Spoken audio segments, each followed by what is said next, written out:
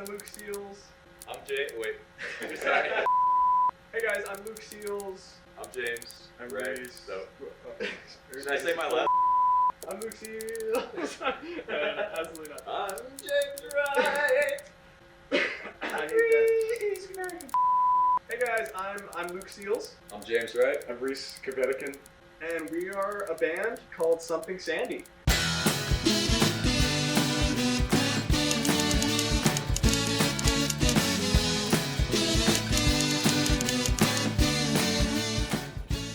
We've been performing together for just all coming up on a year now, and we've got a cool new sound that I think we're starting something up. I think the community's really excited about it. What was it? In August, we released our first album. It's called Wouldn't Mind a Good Adventure. Wouldn't mind a good adventure, leaving when her folks are out.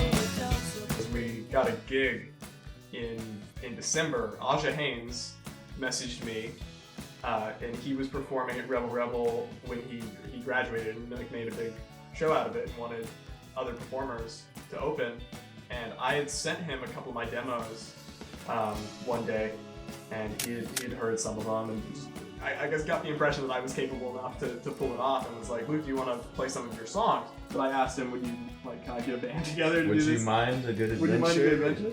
So I called Reese and I was like, are you down to do this? It's like, yeah, you can't. Of course not. Count the seagulls in our minds.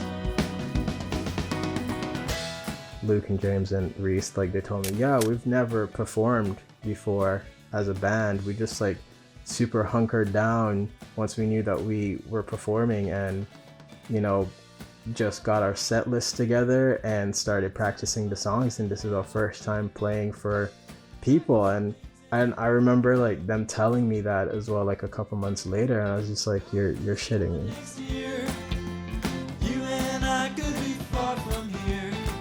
Caution to the wind and we'll be gone. We probably had at least a month and a half leading up to the show, where I was hearing the songs for the first time, and it was boot camp basically, Sandy boot camp. I remember the first show, I definitely like just froze up, right? Like I'd never performed in front of anyone. Like my fingers got really stiff and it was hard to play bass. Well, I remember the feeling during that first show. You start out and you are nervous as hell. And we broke the ice a little bit. We had a little gag where James came out on stage and said, "They're sick, unfortunately, it's just gonna be me, it's just gonna be James." Oh yeah. And no one knew if he was joking or what was going on. And then he started playing the first song. He started the thing on his bass, or on guitar. It was a guitar song. And me and Reese kind of poked our heads out through the curtains, and they clapped, and we came out. So we were like, oh, that'll break the ice a little bit. The night of, I really didn't know what I was walking into because we didn't do any sound check or anything like that. And I had never heard like Something Sandy in full. Then like they performed, I was just like, shit, they're really good. On stage, I just said like, that we're announcing it, like this is the thing from now on.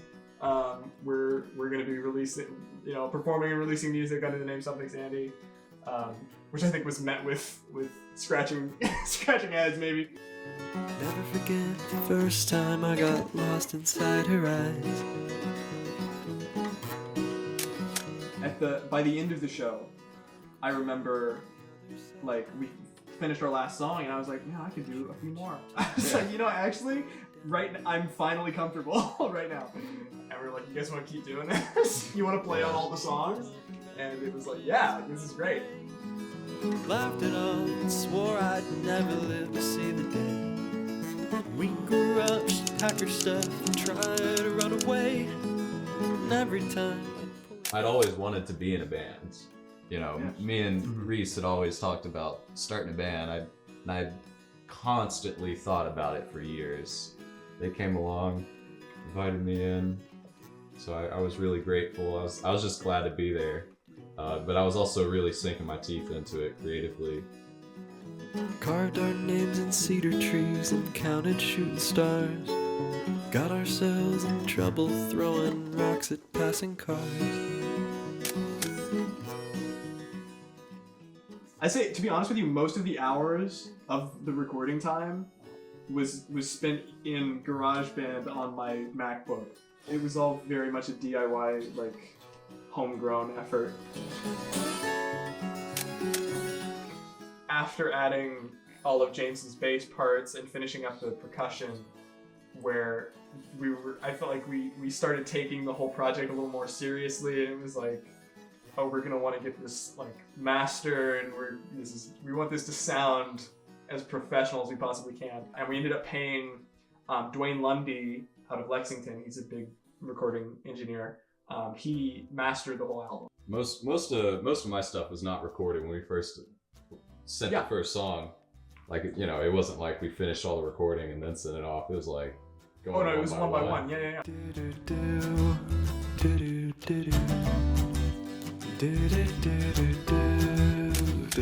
So I think we all learned a lot. You know, everybody says to never mix your own music. That is age old.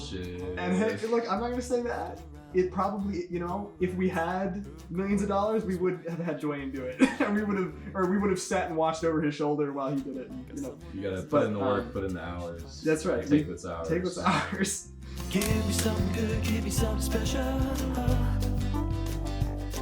Something that I need, something quintessential. Cause analog gear, it's not coincidental. I do think that we did just the best we possibly could have with what we had, and I genuinely think it could be on the radio, and no one would think anything of it. Think it used to take me about 5 minutes when we were kids. Knock, knocking, unlocking the door. Your mama dripping from the shower said, "You don't." I don't think I knew which beach we were going to when they picked me up after work. It was like 10 or 11 p.m.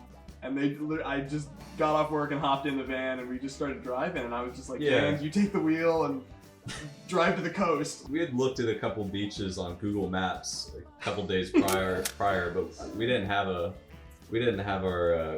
plan. We just slept out of the back of Reese's mom's van for 3 nights. We were like sardines in there with our gear, all the music gear and the film stuff. And a Dodge Grand Caravan. Yeah.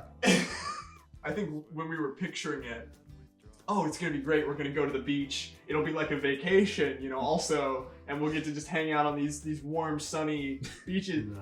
It was April, and we were like, oh, you know, the leaves are getting back on the tree. It'll be warm, it'll be nice. And we get there, and there's like a severe tropical storm happening. And it was cold. It was very cold and windy. Well, it was the wind the wind is what was the worst. Like Reese's hi-hats kept being blown over. The wind, the cymbal, my cymbal just kept. We could barely get through a take without it. Like the wind knocking it over and then having to put it back. And the camera got blown over. The camera got blown over halfway through as well. And we'd have to run back. And oh god, did we break anything? The batteries would die. We'd have to turn the car on and charge the battery from off the car, and then try it again.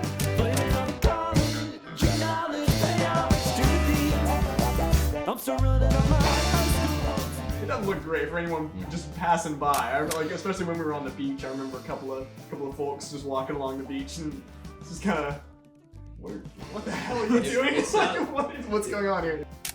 When we were in Asheville, we were filming on top of this parking garage because, you know, it had this beautiful look out into the city, right? It was like a cityscape, but it was also like a mountainscape. Yeah. That's a word. Yeah. Because it's Asheville. It's a beautiful city. So when we were at this parking garage, we were on top of it, and, you know, we're filming, and this like security guy comes out. We just started packing up. We did. We stopped and But I think before he even says anything to us, I think you're like, I approached him. I was like, I want to to get to this before he does, and just say, hey, we know, we'll, you know, we're finishing up. We're gonna. But he's like, no, I love it. I love it. He's I love what you're doing. No, you guys keep doing what you're doing. Yeah. This looks awesome. Great idea. Yeah. It's like, oh, he's like a guardian angel, man. Yeah. So we did. We kept going. Yeah. Darling, don't you know you're driving me crazy? Darling, don't you know you're driving me out of my mind? Bands on Broadway was ecstatic. Very exciting. Everybody was jumping, they were excited. It was great. It was so much fun. Everybody was super into the music and dancing. The vibes. There's electricity in the air that night. Days, you gotta believe me. You're what I want. It's what we deserve. One thing that stuck out to me at Bands on Broadway was just kind of the way they ended up drawing everybody in from being spread out across the yard to like slowly everybody kind of ended up near the stage. And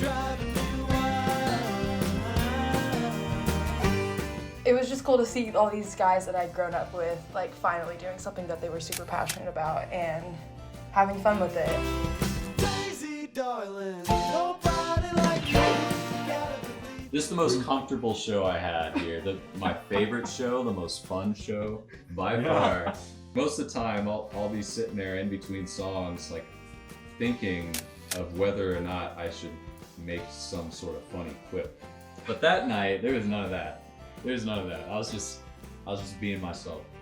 Well, what I didn't know until afterwards is the train going Well, by. that's what I was gonna say. Yeah, I remember like playing Cherry Road and it being lit, like the loudest we've ever played, and everyone's like loving it, right?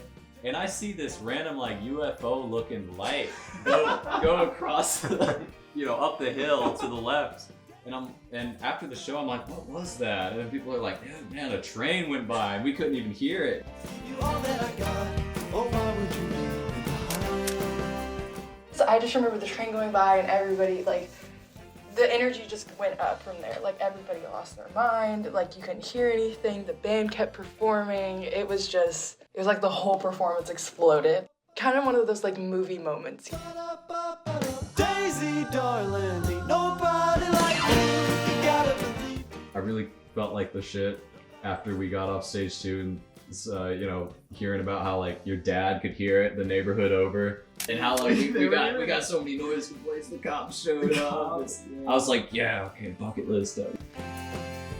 One of the things I remember after that performance was some of the band members coming up to me and being like, that was one of the most like fun performances we've ever had. The vibe was just super, super up. Everybody had a great time. This band is just so good for our souls, and I hope for the listeners' souls. Shot down on Cherry Road. The sun is hot, but the blood runs cold. Beat up on